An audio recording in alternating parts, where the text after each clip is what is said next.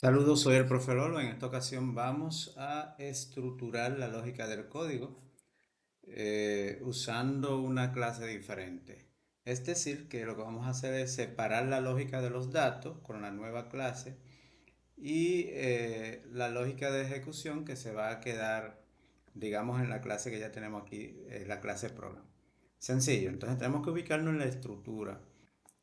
Vamos acá.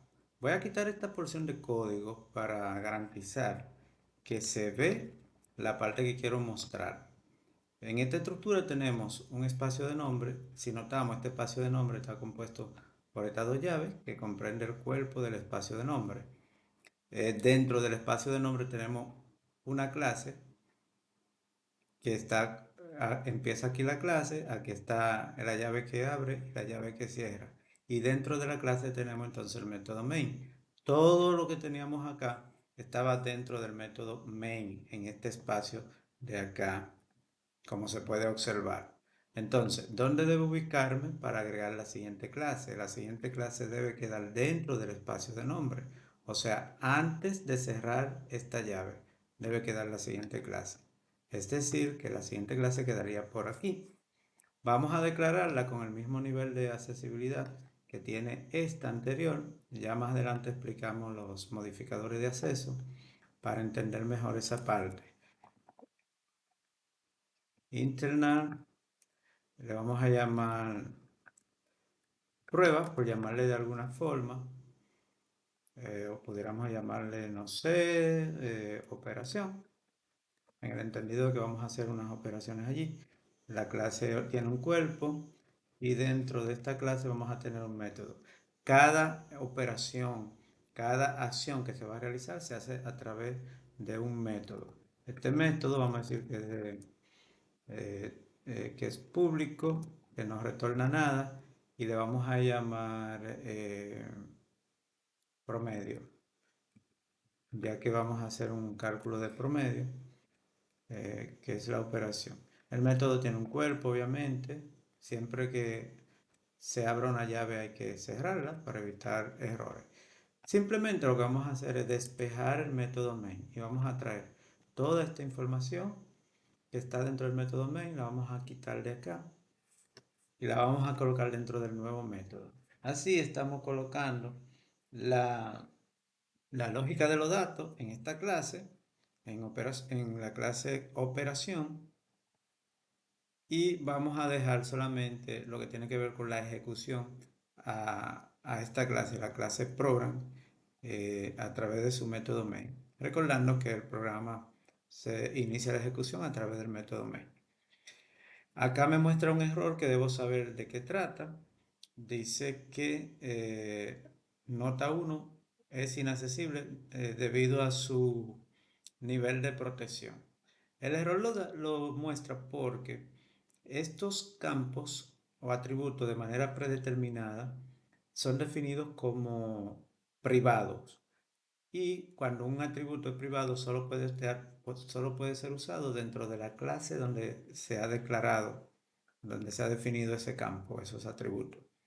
Bien, para poder usarlo en otra clase, tendríamos que declararlo como público. Está de manera explícita privado, le vamos a colocar este modificador de acceso public para asegurarnos de que se pueda usar en otra clase. Y vemos que ya desaparece el error. Dicho esto, entonces, vemos que ya tengo digamos, la estructura lógica mejor organizada del programa. Bien, como la ejecución es a través del main, entonces yo tengo que llamar, invocar este método, el método promedio, que es donde está toda la operación que se está realizando. Entonces, yo voy a llamar promedio, pero dijimos ahorita que main no puede acceder de forma directa a los demás miembros, ¿verdad? Ya sea de su propia clase o de otra clase, a menos que se haya creado un objeto o una instancia. Por lo tanto, tenemos que crear un objeto o instancia de esta clase, de la clase operación. Operación, eh, vamos a llamar obj operación y simplemente con la palabra reservada new y se invoca el constructor de esta clase. Luego, a través de este objeto que acabamos de crear, llamado operación, podemos llamar al método promedio.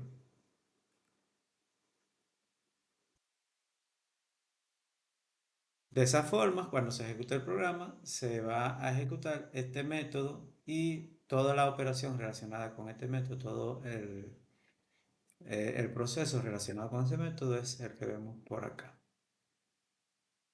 Bien, tomar en cuenta algunos detalles, por ejemplo, es una buena práctica que los nombres de la clase empiecen con la primera letra mayúscula, el identificador. Pasa lo mismo con los métodos. Vemos que inicialmente acá es lo que sucede. Obviamente aquí me va a dar error porque ya le hice un cambio y tengo que hacer el cambio en cada uno de los lugares donde lo estoy usando.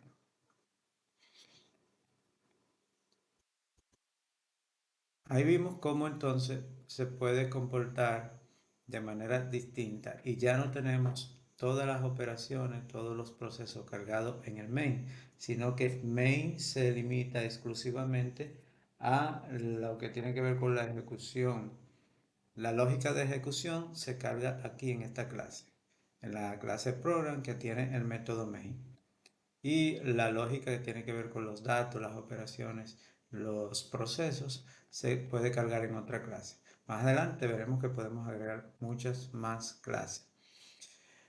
Otro tema que pudiéramos estar viendo en este mismo contexto es el tema de la herencia, donde se puede decir que operación hereda de program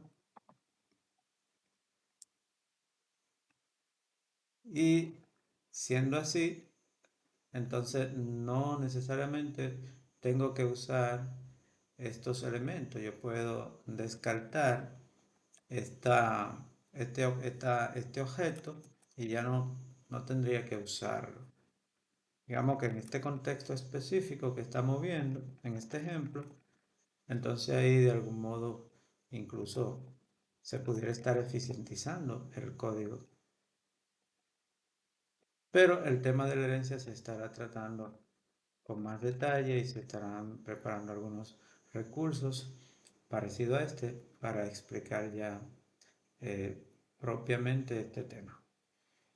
La idea es que vayamos familiarizándonos con una estructura un poquito mejor organizada y que podamos estructurar la lógica del código de una manera más pensada y siguiendo las buenas prácticas de lo que es la programación orientada a objetos. Terminamos por el momento y ya luego veremos otros videos relacionados con herencia y otros